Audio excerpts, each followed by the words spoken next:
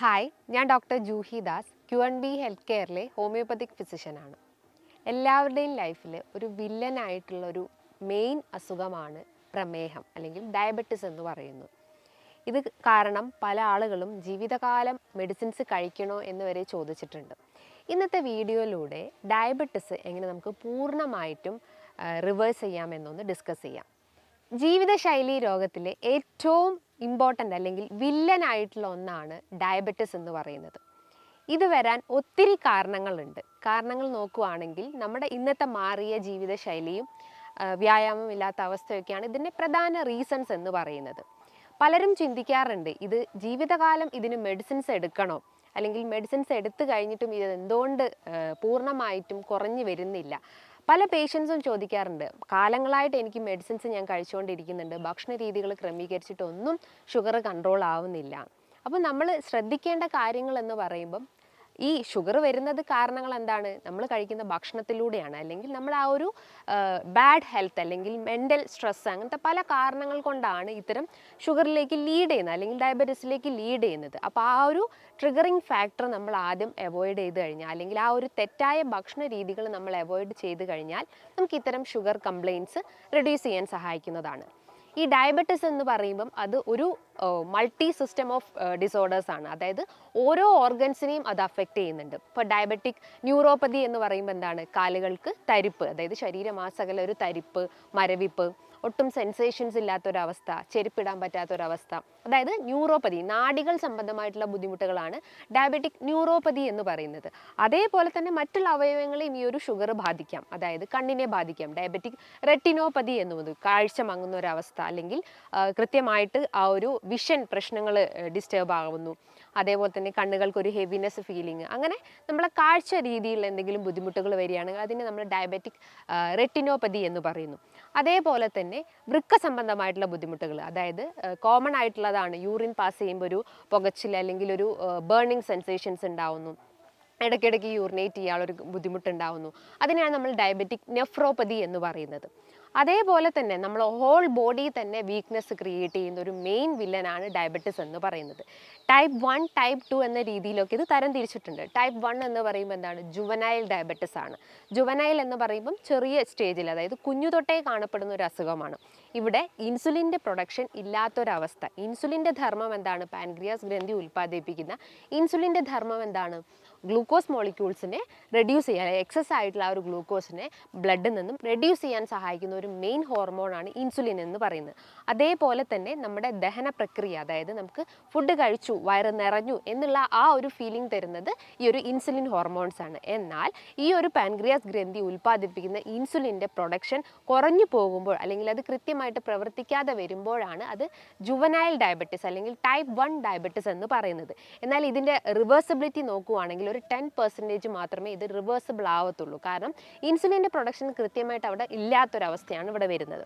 ഇനി type 2 diabetes എന്ന് പറയുന്നത് അത് 90% നമ്മളെ ഭക്ഷണ രീതികളും അതേപോലെ തന്നെ വ്യായാമങ്ങളെല്ലാം ചെയ്തു കഴിഞ്ഞാൽ നമുക്കത് റിവേർട്ട് ചെയ്യാൻ പറ്റുന്നതാണ്. അവിടെ ഇൻസുലിൻ പ്രവർത്തിക്കുന്നുണ്ട്, പക്ഷേ കൃത്യമായിട്ടല്ലാത്തൊരു രീതിയിലാണ് ആ ഒരു ഇൻസുലിൻ പ്രവർത്തിക്കുന്നത്. എന്നാൽ ഈ ഡയബറ്റിസിൻ്റെ കാരണങ്ങൾ നോക്കുകയാണെങ്കിൽ മെയിൻലി ഇൻസുലിൻ റെസിസ്റ്റൻസ് ആണ്. ഇൻസുലിൻ ഉണ്ട്, പക്ഷെ അത് കൃത്യമായിട്ട് നമ്മളെ ആ ഒരു ഗ്ലൂക്കോസിനെ അല്ലെങ്കിൽ കോശങ്ങളിലേക്ക് എത്താൻ പറ്റാത്തൊരവസ്ഥ. നമുക്കറിയാം, ഈ ഒരു ഗ്ലൂക്കോസ് മോളിക്യൂൾസ് ബ്ലഡിൽ എക്സസ് ആകുമ്പോഴാണ് നമ്മൾ ഡയബറ്റിസ് എന്ന് പറയുന്നത്. അതായത് ഈ ഒരു ഗ്ലൂക്കോസാണ് നമ്മളെ കോശങ്ങളിലേക്ക് എനർജി എത്തിക്കുന്നത്. എന്നാൽ ഇൻസുലിൻ്റെ ധർമ്മം എന്ന് പറയുന്നത് ഈ ഒരു എക്സസ് ആയിട്ടുള്ള ഗ്ലൂക്കോസിനെ കോശങ്ങളിലേക്ക് എത്തുന്നത്, അല്ലെങ്കിൽ ആ ഒരു കോശങ്ങളിലേക്ക് ഗ്ലൂക്കോസിനെ ട്രാൻസ്പോർട്ട് ചെയ്യുന്നത് ഈ ഒരു ഇൻസുലിനാണ്. എന്നാൽ ഇൻസുലിൻ റെസിസ്റ്റൻസ് കാരണം കൃത്യമായിട്ട് ഈ ഒരു ഗ്ലൂക്കോസ് കൺവേർഷൻ നടക്കുന്നില്ല, അല്ലെങ്കിൽ കോശങ്ങളിലേക്ക് ഗ്ലൂക്കോസ് എത്താൻ പറ്റാത്തൊരവസ്ഥ വരുന്നു. അതിനെയാണ് നമ്മൾ ഇൻസുലിൻ റെസിസ്റ്റൻസ് എന്ന് പറയുന്നത്. ഈ ഒരു ഇൻസുലിൻ റെസിസ്റ്റൻസ് വരാനുള്ള കാരണങ്ങൾ എന്ന് പറയുമ്പോൾ ഇന്നത്തെ മാറിയ ജീവിതശൈലി എന്ന് പറയുമ്പോൾ ഭക്ഷണ രീതികൾ തന്നെയാണ്. നമ്മൾ ഒരു പ്ലേറ്റ് നോക്കുകയാണെങ്കിൽ ഒരു പ്ലേറ്റിൽ ഒരു 1/4 ഭാഗവും നമ്മൾ ചോറ് കൊടുക്കുന്നു, ബാക്കി ഒരു 1/4 ഭാഗം മാത്രമേ നമ്മൾ പച്ചക്കറികളോ അതേപോലെ തന്നെ മറ്റുള്ള പഴവർഗ്ഗങ്ങളും കഴിക്കുന്നുള്ളൂ. എന്നാൽ ഈ ചോറിൻ്റെ അളവ്, അല്ലെങ്കിൽ വൈറ്റ് റൈസിൻ്റെ ആ ഒരു ഇൻടേക്ക് കൂടുമ്പോഴാണ് ഇത്തരം നാഡീ സംബന്ധമായിട്ടുള്ള ബുദ്ധിമുട്ടുകളും അല്ലെങ്കിൽ വൃക്ക സംബന്ധമായിട്ടുള്ള ബുദ്ധിമുട്ടുകളെല്ലാം ക്രിയേറ്റ് ചെയ്യുന്നത്. 2021 അമേരിക്കൻ ഡയബറ്റിക് അസോസിയേഷൻ എന്ന ആ ഒരു ജേർണൽസിൽ പറയുന്നത് ഈ ഒരു 7 കാര്യങ്ങൾ നമ്മുടെ ലൈഫിൽ ഫോളോ ചെയ്ത് കഴിഞ്ഞാൽ ഈ ഒരു ഡയബറ്റിസ് എന്ന ആ ഒരു മാറാരോഗം നമുക്ക് റിവേർട്ട് ചെയ്യാം അല്ലെങ്കിൽ റെഡ്യൂസ് ചെയ്യാൻ സഹായിക്കുന്നതാണ്. ആദ്യത്തേത് ഭക്ഷണ രീതികൾ നോക്കുകയാണെങ്കിൽ ഷുഗർ, പഞ്ചസാരയുടെ അളവ് മാക്സിമം കുറയ്ക്കാൻ ശ്രമിക്കുക. പഞ്ചസാര എന്ന് പറയുമ്പം പലരും ചിന്തിക്കുന്നത് ഈ ചായയിലും കാപ്പിയിലും ഒക്കെ ആഡ് ചെയ്യുന്ന ആ ഒരു ഇൻഗ്രീഡിയൻറ്റ് മാത്രമാണ്. പക്ഷേ അങ്ങനെയല്ല. നിങ്ങൾ കഴിക്കുന്ന biscuits, pastries, ice creams, bun, chocolates ഇതിലെല്ലാം കൂടുതലായിട്ടും ഈ ഒരു ആർട്ടിഫിഷ്യൽ സ്വീറ്റ്നസ് ആണ് ആഡ് ചെയ്തിട്ടുള്ളത്. അത് എഗെയിൻ നമ്മളെ ബോഡിയിൽ എത്തിക്കഴിഞ്ഞാൽ ഇൻസുലിൻ റെസിസ്റ്റൻസ് എന്ന കണ്ടീഷൻസ് ക്രിയേറ്റ് ചെയ്യുന്നു. അതിൻ്റെ ഭാഗമായിട്ട് നിങ്ങൾക്ക് അമിതവണ്ണം, ഫാറ്റി ലിവർ, അതേപോലെ തന്നെ ഫൈബ്രോയിഡ് കംപ്ലയിൻസും എല്ലാ ജീവിതശൈലി രോഗങ്ങളും നിങ്ങളെ അഫക്റ്റ് ചെയ്യാവുന്നതാണ്. അപ്പോൾ ഷുഗറിൻ്റെ ഇൻടേക്ക് മാക്സിമം റെഡ്യൂസ് ചെയ്യാൻ ശ്രമിക്കുക. 2 നേരം നിങ്ങൾ ചായ അതേപോലെ പഞ്ചസാര ഇട്ട് ചായയും കാപ്പിയൊക്കെ കുടിക്കുന്ന ആളുകളാണെങ്കിൽ അതിൻ്റെ അളവ് കുറയ്ക്കുക. 1 നേരം എന്നുള്ള രീതിയിലേക്ക് റിവേർട്ട് ചെയ്യാൻ ശ്രമിക്കുക. രണ്ടാമത്തേത് നിങ്ങളെ ഭക്ഷണ രീതികൾ എന്ന് പറയുമ്പം അളവ് കുറയ്ക്കുക. അതായത് ഒരു ഡയബറ്റിക് പ്ലേറ്റ് നിങ്ങളെ ഭക്ഷണത്തിൽ ഉൾപ്പെടുത്താൻ ശ്രമിക്കുക. ഡയബറ്റിക് പ്ലേറ്റ് എന്ന് പറയുമ്പം നമ്മളെ പ്ലേറ്റിൻ്റെ അകത്ത് ഒരു 25% ബ്രൗൺ റൈസ് പ്രിഫർ ചെയ്യാൻ ശ്രമിക്കുക.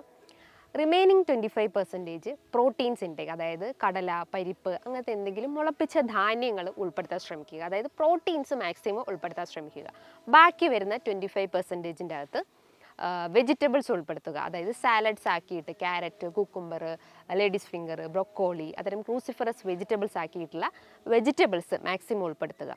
ബാക്കി വരുന്ന 25% നിങ്ങൾ ഹെൽത്തി ഫാറ്റ്സ് ഉൾപ്പെടുത്താൻ ശ്രമിക്കുക. അതായത് മുട്ട, അതേപോലെ തന്നെ പനീർ, നട്ട്സ്, സീഡ്സ് ഇതെല്ലാം ആണ് ഒരു ഡയബറ്റിക് പ്ലേറ്റ് എന്ന് പറയുന്നത്. ഈ ഒരു പാറ്റേൺസിൽ നിങ്ങൾ ഒരു 1 വീക്ക് ഫോളോ ചെയ്യാൻ ശ്രമിക്കുക.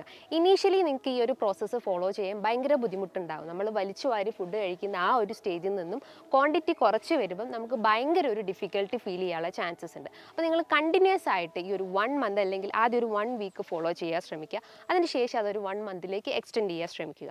അങ്ങനെ ചെയ്യുമ്പോൾ നമ്മുടെ ബോഡിയിൽ നല്ല രീതിയിലുള്ള ചേഞ്ചസ് ഉണ്ടാകും. നമ്മൾ പല വീഡിയോസിലും കണ്ടിട്ടുണ്ട് ഈ ഒരു ഹെൽത്തി ഫാറ്റ്സും ഹെൽത്തി പ്രോട്ടീൻസും അതേപോലെ തന്നെ ഫൈബേഴ്സ് ഈ ഒരു കോമ്പിനേഷൻസിൽ നമ്മൾ ഫുഡ് കഴിച്ച് കഴിഞ്ഞാൽ ബോഡിയിൽ നല്ല രീതിയിലുള്ള ചേഞ്ചസ് ഫീൽ ചെയ്യും. അതായത് ഇൻസുലിൻ റെസിസ്റ്റൻസ് എന്ന ആ ഒരു കണ്ടീഷൻസ് നമുക്ക് കുറയ്ക്കാൻ സഹായിക്കുന്നതാണ്.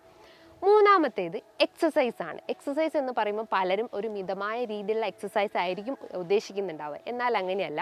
നമ്മുടെ മസിൽസിന് കൂടുതലായിട്ടും സ്ട്രെങ്ത് കൊടുക്കുന്ന രീതിയിലുള്ള എക്സസൈസ് ആയിരിക്കണം. എസ്പെഷ്യലി തൈ മസിൽസ്, നമ്മളെ തുടയുടെ മസിൽസ്, കാഫ് മസിൽസ്, കണങ്കാലിൻ്റെ ആ ഒരു ഏരിയസിലുള്ള ആ ഒരു പേശികൾക്ക് കൂടുതലായിട്ടും ഒരു സ്ട്രെങ്ത് അല്ലെങ്കിൽ ഒരു എനർജി കൊടുക്കുന്ന രീതിയിലുള്ള എക്സസൈസ് ആയിരിക്കണം. കാരണം ഈ ഒരു മസിൽസിലാണ് കൂടുതലായിട്ടും ഗ്ലൂക്കോസ് സ്റ്റോർ ചെയ്ത് വെക്കുന്നത്. അതായത് ഗ്ലൈക്കോജൻ ഫോമിലാണ് ഈ ഒരു മസിൽസിൻ്റെ അകത്ത് സ്റ്റോർ ചെയ്ത് വെക്കുന്നത്, അതായത് ഗ്ലൂക്കോസ് സ്റ്റോർ ചെയ്ത് വെക്കുന്നത്. അപ്പോൾ ആ ഒരു മസിൽസിന് കൂടുതലായിട്ടും സ്ട്രെങ്ത് കൊടുത്തു കഴിഞ്ഞാൽ ആ ഒരു ഗ്ലൂക്കോസിനെ നമുക്ക് കൺട്രോൾ ചെയ്യാൻ പറ്റും. അതോടൊപ്പം തന്നെ ആ ഒരു ഇൻസുലിൻ മെറ്റബോളിസം നമുക്ക് കൺട്രോൾ ചെയ്യാൻ സഹായിക്കുന്നതാണ്. സോ വർക്കൗട്ടിലെ ഹെവി വർക്കൗട്ട് ഫോളോ ചെയ്യാൻ ശ്രമിക്കുക.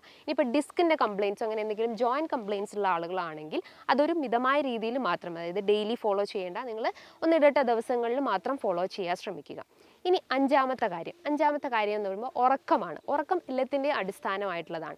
പലർക്കും ഈ ഒരു ആങ്സൈറ്റി അല്ലെങ്കിൽ എന്തെങ്കിലും മെൻ്റൽ ഇഷ്യൂസ് കാരണം ഉറക്കം ഡിസ്റ്റർബ് ആവുന്ന ചാൻസസ് ഉണ്ട്. അതേപോലെ നിങ്ങൾ യൂസ് ചെയ്യുന്ന ഗാഡ്ഗറ്റ്സ്, മൊബൈൽ ഫോൺസ് ഇതെല്ലാം രാത്രി കാലങ്ങളിലായിരിക്കും നമ്മൾ ഹെവി ആയിട്ടും യൂസ് ചെയ്യുന്നത്. ഒരു 12 മണി അല്ലെങ്കിൽ 1 മണി വരെയായിരിക്കും ഇന്നത്തെ ജനറേഷനിലെ ആളുകൾ ആ ഒരു ഗാഡ്ഗറ്റ്സിൽ കൂടുതലായിട്ടും ഡിപ്പെൻഡഡ് ആയി പോകുന്നു. അപ്പോൾ ആ ഒരു സ്ലീപ്പ് പാറ്റേൺസ് തന്നെ ഡിസ്റ്റർബ് ആവുന്നു. ഒരു 6 മണിക്കൂർ മുതൽ അല്ലെങ്കിൽ 7 മണിക്കൂർ ഉറങ്ങേണ്ട ആളുകൾ അളവ് കുറഞ്ഞു പോകുന്നു. ഒരു 4 മണിക്കൂർ അല്ലെങ്കിൽ 3 മണിക്കൂർ എന്നുള്ള രീതിയിലേക്ക് അളവ് കുറഞ്ഞു പോകുന്നു. ഉറക്കം കുറഞ്ഞു കഴിഞ്ഞാൽ നമുക്ക് ശാരീരികമായിട്ടും മാനസികമായിട്ടും ബുദ്ധിമുട്ടുകൾ ഉണ്ടാകുന്നു. അതായത് ഹൃദയത്തിൻ്റെ ആ ഒരു മെക്കാനിസം ഡാമേജ് ആവുന്നു, ദഹന സംബന്ധമായിട്ടുള്ള ബുദ്ധിമുട്ടുകൾ ഉണ്ടാകുന്നു, നമുക്ക് മെൻ്റൽ ഇഷ്യൂസ് അതായത് ആങ്സൈറ്റി, ഇറിറ്റബിലിറ്റി, പെട്ടെന്ന് വെറീഡ് ആവുക, കോൺസെൻട്രേഷൻ പ്രശ്നങ്ങൾ എല്ലാം ഒരു ഡാമേജ് എന്നുള്ള രീതിയിലേക്ക് നമ്മുടെ ബോഡി മാറിക്കൊണ്ടിരിക്കുന്നു. അതാണ് കൃത്യമായിട്ട് ഉറങ്ങാൻ പറയുന്നത്. അതായത് മാക്സിമം ഒരു 6 to 7 അല്ലെങ്കിൽ ഒരു 7 to 8 hours കൃത്യമായിട്ടുള്ള ഒരു ഉറക്കം മെയിൻറ്റെയിൻ ചെയ്യാൻ ശ്രമിക്കുക. ആറാമതായിട്ട് ഏറ്റവും ഇമ്പോർട്ടൻ്റ് ആയിട്ടുള്ള ഒന്നാണ് വിറ്റമിൻ ഡിൻ്റെ സപ്ലിമെൻറ്റ്സ്, അല്ലെങ്കിൽ വിറ്റമിൻ ഡി നല്ല രീതിയിൽ ബോഡിയിലേക്ക് അബ്സോർബ് ചെയ്യുന്ന രീതിയിലുള്ള ഭക്ഷണങ്ങൾ എടുക്കാൻ ശ്രമിക്കുക. കഴിവതും വെയിൽ കൊള്ളാൻ ശ്രമിക്കുക. 11 മണി അല്ലെങ്കിൽ 3 മണി വരെയുള്ള ആ ഒരു ഡ്യൂറേഷനിൽ ഒരു 15 മിനിറ്റോ 20 മിനിറ്റോ നന്നായിട്ട് ബോഡി ആ ഒരു സൺലൈറ്റിന് എക്സ്പോഷർ ആക്കുക. അതൊരു natural source of vitamin D ആണ്. അതോടൊപ്പം തന്നെ നിങ്ങളുടെ ഭക്ഷണ രീതികൾ, മഷ്റൂംസ്, നട്ട്സ്, സീഡ്സിലെല്ലാം വിറ്റമിൻ ഡിൻ്റെ ഒരു അളവ് അടങ്ങിയിട്ടുണ്ട്. അപ്പം വിറ്റമിൻ ഡി മാക്സിമം നിങ്ങളുടെ ഭക്ഷണത്തിൽ ഉൾപ്പെടുത്താൻ ശ്രമിക്കുക. ഒരു ഡോക്ടറുടെ നിർദ്ദേശപ്രകാരം മാത്രം വിറ്റമിൻ ഡി സപ്ലിമെൻറ്റ്സ് എടുക്കാൻ ശ്രമിക്കുക. സപ്ലിമെൻറ്റ്സ് എന്ന് പറയുമ്പം അത് വീക്ക്ലി വൺസോ അല്ലെങ്കിൽ ഡെയിലി വൺസ് ഡോസേജ് കുറച്ചിട്ടുള്ള സപ്ലിമെൻറ്റ്സും നിങ്ങൾക്ക് എടുക്കാവുന്നതാണ്. കുട്ടികൾക്കായാലും ഒരു ഡോക്ടറുടെ അണ്ടറിൽ മാത്രം നിങ്ങൾ ഇത്തരം പ്രിസ്ക്രിപ്ഷൻസ് അല്ലെങ്കിൽ ആ ഒരു സപ്ലിമെൻറ്റ്സ് കഴിക്കാവുന്നതാണ്. ഇനി 7ാമത്തെ കാര്യം, ഇൻ്റർമീഡിയറ്റ് ഫാസ്റ്റിംഗ് ഫോളോ ചെയ്യാൻ ശ്രമിക്കുക. അതായത് നമ്മൾ 24 അവേഴ്സിന് ഒരു 16 അവേഴ്സ് ഈസ് ടു 8 അവേഴ്സ് എന്നുള്ള രീതിയിലേക്ക് ഡിവൈഡ് ചെയ്യാൻ ശ്രമിക്കുക. 16 അവേഴ്സ് നിങ്ങൾ ഫുഡ് കഴിക്കാതെ ഫാസ്റ്റിംഗ് മെയിൻറ്റെയിൻ ചെയ്യാൻ ശ്രമിക്കുക. ബാക്കി 8 അവേഴ്സ് നിങ്ങൾ ആ ഒരു ഫുഡ് പാറ്റേൺസ് ഞാൻ പറഞ്ഞിട്ടുള്ള ആ ഒരു ഡയബറ്റിക് പ്ലേറ്റിലെ രീതിയിലുള്ള ആ ഒരു ഫുഡ് പാറ്റേൺസ് ഫോളോ ചെയ്ത് കഴിഞ്ഞാൽ ബോഡിയിൽ നല്ല രീതിയിലുള്ള ഫാറ്റ് മെറ്റബോളിസം, അതായത് എക്സസ് ആയിട്ടുള്ള ഫാറ്റിനെ പെട്ടെന്ന് മെറ്റബോളൈസ് ചെയ്യാൻ സഹായിക്കുന്നു, അല്ലെങ്കിൽ ആ ഫാറ്റിനെ പെട്ടെന്ന് അലിയിച്ച് കളയുന്ന ഒരു മെത്തേഡാണ് ഈ ഒരു ഇൻ്റർമീഡിയറ്റ് ഫാസ്റ്റിംഗ് എന്ന് പറയുന്നത്. അത് നമ്മളെ ബോഡി വെയിറ്റ് കുറയ്ക്കാൻ സഹായിക്കുന്നതാണ്. ഇൻസുലിൻ റെസിസ്റ്റൻസ് എന്നുള്ള ആ ഒരു കണ്ടീഷൻസും റെഡ്യൂസ് ചെയ്യാൻ സഹായിക്കുന്നതാണ്. അതോടൊപ്പം തന്നെ മാനസികമായിട്ടുള്ള ടെൻഷൻസ് ഉള്ള ആളുകളാണെങ്കിൽ ടെൻഷൻസ് കുറയ്ക്കുന്ന രീതിയിൽ എന്തെങ്കിലും റിലാക്സിങ് എക്സസൈസ് ചെയ്യാൻ ശ്രമിക്കുക. യോഗ അല്ലെങ്കിൽ എന്തെങ്കിലും മെഡിറ്റേഷൻസ് ഫോളോ ചെയ്ത് കഴിഞ്ഞാൽ മൈൻഡ് ആൻഡ് ബോഡി ഒരു ബാലൻസ് രീതിയിൽ നമുക്ക് കൊണ്ടുവരാൻ സഹായിക്കുന്നതാണ്. ഈ ഒരു 7 കാര്യങ്ങൾ നിങ്ങളുടെ ഡെയിലി ലൈഫിൽ ഒന്ന് ഫോളോ ചെയ്ത് നോക്കൂ. ഈ ഒരു ഷുഗറിൻ്റെ ആ ഒരു കാലങ്ങളായിട്ട് മെഡിസിൻസ് എടുക്കുന്ന ആളുകൾക്ക് ഈ ഒരു മെത്തേഡിലൂടെ തന്നെ നമുക്ക് ഷുഗർ കുറയ്ക്കാൻ സഹായിക്കുന്നതാണ്. അതായത് നമ്മളെ മൈൻഡും അതേപോലെ തന്നെ ബോഡിയും ബാലൻസ് ആവുന്ന രീതിയിലൊരു മെത്തേഡാണ് ഞാൻ ഈ പറഞ്ഞു തന്നിട്ടുള്ളത്. അപ്പോൾ ഈ ഷുഗർ കുറയ്ക്കാൻ വേണ്ടിയിട്ട് ഈ ഒരു മെത്തേഡ് നിങ്ങൾ നിർബന്ധമായിട്ടും ഫോളോ ചെയ്യാൻ ശ്രമിക്കുക. ഇനി ഇതുമായി ബന്ധപ്പെട്ട് എന്തെങ്കിലും ഡൗട്ട്സ് ഉണ്ടെങ്കിൽ താഴെ കാണുന്ന നമ്പറിൽ കോൺടാക്റ്റ് ചെയ്യാവുന്നതാണ്. നല്ലൊരു ഹെൽത്ത് ടോപ്പിക്കുമായി വീണ്ടും കാണാം. താങ്ക്